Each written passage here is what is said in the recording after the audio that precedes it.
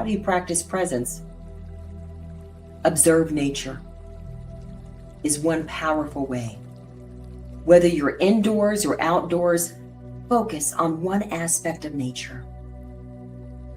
Maybe it is the cloud in the sky.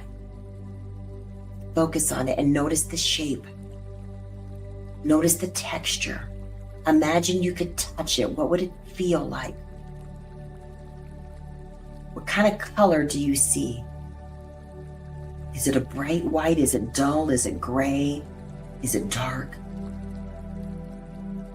Notice how it begins to shift and move. Does the shape change ever so subtly? Or is it moving swiftly through the sky? Be the observer.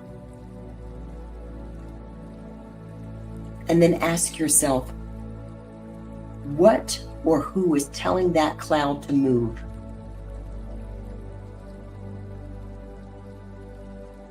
There's a rhythm in life, and it's happening without you holding on to the reins.